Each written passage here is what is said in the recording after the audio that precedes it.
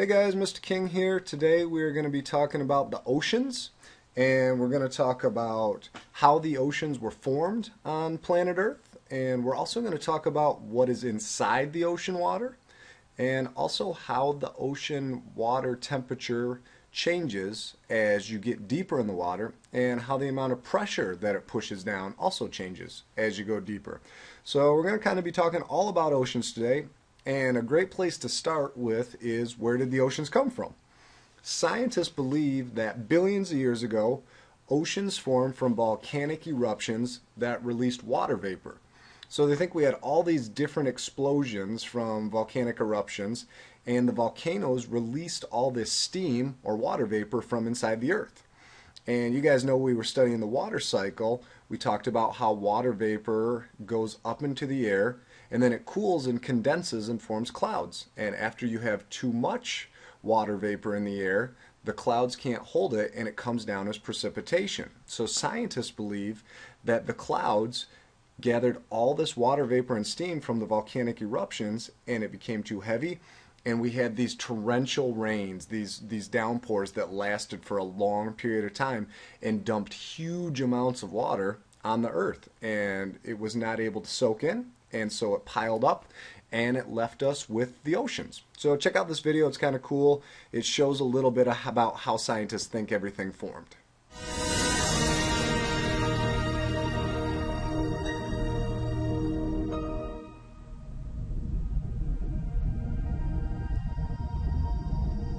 Three-quarters of Earth is covered in water. It's why it's called the Blue Planet. But imagine Earth without its oceans.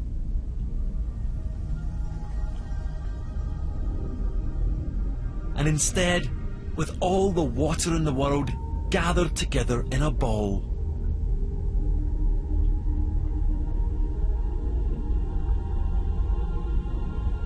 There's not that much, really. But this water is what makes Earth different from every other planet in the solar system.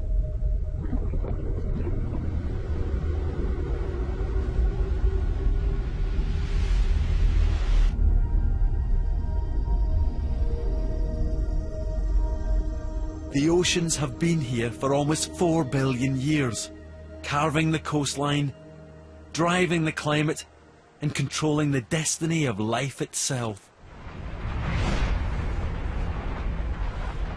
But 4.5 billion years ago, when our planet was born, it was just a molten inferno.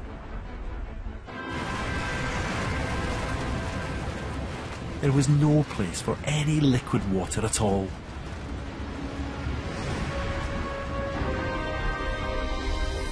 Yet the ingredients needed to create water were there, locked away deep inside the Earth when the planet formed. As the first volcanoes erupted, one of the gases that billowed out was steam. And as the planet cooled, it formed clouds.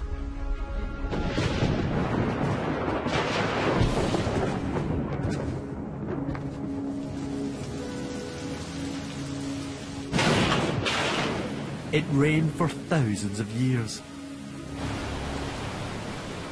As the first rivers formed, they began to fill up the lower-lying areas on our young planet, possibly creating the first oceans. But it's reckoned that even this relentless downpour only delivered around half the water that makes up our oceans today.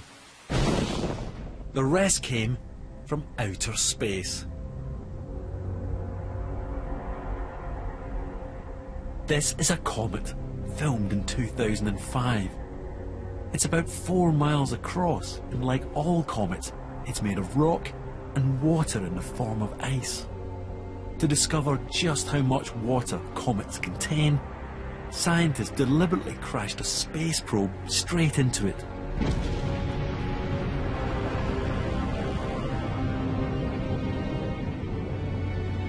After it ploughed into the surface, more than 250,000 tons of water burst into space.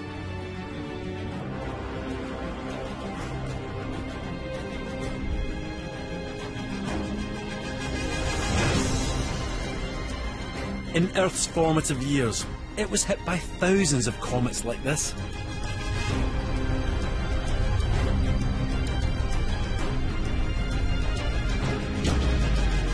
By the time the bombardment finished, it's thought they'd delivered up to half the water in our oceans.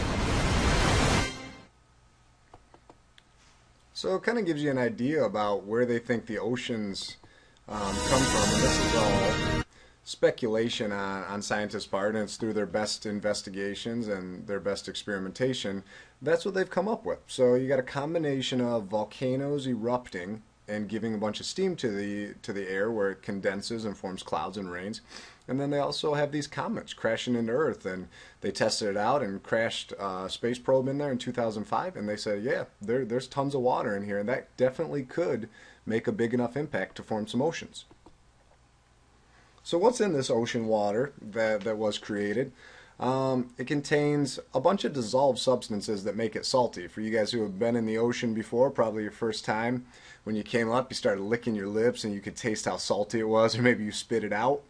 There's definitely some stuff inside it. And salinity is the measure of the amount of solids or salts dissolved in water. And you can see here it's kind of the breakdown of what's in ocean water. And the two biggest elements that are in there are chloride and sodium. And if you guys use salt on any of your food, that's the chemical name, that's the scientific name, is sodium chloride, NaCl. And so that's 86% of what is dissolved in seawater. So that's why it tastes so salty. You have some other things in there, and sulfur maybe you can smell. You can see sulfur is 3.7%. But all that stuff kind of comes together, and that creates that taste you get, and that's why it might sting your eyes a little to open under the water if you're in the ocean and things like that. So it's definitely not just water. Okay, we're so used to Lake Michigan by living right next to it that when you go to the ocean, it's kind of a shock to have all the different substances in it. Oceans have gas. It's not from eating too many beans. It's there naturally. So it's got some oxygen from the atmosphere that is just in our air, as we've talked about. You guys remember studying the atmosphere. We've got 21% oxygen in the atmosphere. So when the oceans and the atmosphere come into contact with each other, some of that oxygen that's in the atmosphere goes into the water. And you also have photosynthesis of ocean organisms, where they're producing oxygen. A lot of your plants and your kelp that is up top of the ocean, kind of floating, almost like a seaweed, they can produce their own food. And one of the other things they produce when they do photosynthesis is they give off oxygen. You have carbon dioxide in the oceans as well, and that's from the atmosphere. Once again, you guys know there's a little bit of carbon dioxide in there. That's what we exhale. And respiration from ocean organisms. So as the ocean organisms use different forms of oxygen and nitrogen, they also give off carbon dioxide. And then nitrogen also is in the oceans, and that provides nutrients for plants and is used in plant and animal tissues. So we have nitrogen cycle, where plants can use that nitrogen, and we learned that's the huge part of the atmosphere. If you guys remember, that's 78% of the atmosphere, and that's really crucial for a lot of the smaller organisms in our ocean to go through that process of using nitrogen to create nutrients and to make it able so they can survive. So when you look at the water temperature, now we know what's inside it, we look at the temperature and pressure, and it changes or it varies with depth.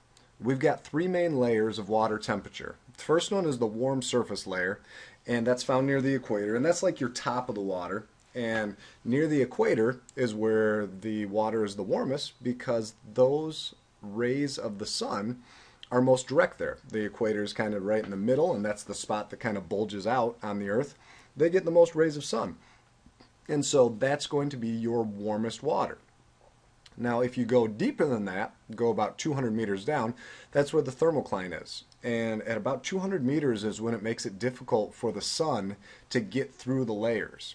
So as it goes down through there, it can't really penetrate that far, so it starts to get really cold, and it drops as you go farther than 200 meters. And then if you go way down to the bottom, you got the deep water layer where there's no sun whatsoever, and so that's really cold down there. You can take a look here. Temperature is in degrees Celsius to give you an idea. It looks like it's about 27 degrees up at the top, and this would be around the equator. So we're talking 75, 80 degrees Fahrenheit. As that drops down, you can see where that thermocline starts at 200 meters, and you can see the temperature really dips and drops to where you start to go down even farther, and that's the deep water layer. And you can see it's really cold down there. So there's also pressure that builds up as you go in the ocean. And pressure, you can think about it, if you're sitting on top of the water, there's no pressure pushing on you. But as you go down in the water, the deeper you go, the more water's on top of you. So that's more pressure pushing down on you. If you could scoop all that water out and set it on top of you in like a big bucket, that bucket would weigh a ton and it would really press down on you. So pressure, or force per unit, increases about 1 atmosphere, ATM. That's the unit of pressure when you're measuring, just like if we're talking about a unit of mass, we talk about grams, for every 10 meters increase in depth. So every 10 meters you go down, you get more pressure. So here's a little video. This guy takes a can down, and you'll see what happens to it as he goes down. But to get a better idea of what water's weight can do, you have to see it really working. Let's take this steel can for a dive under the sea. You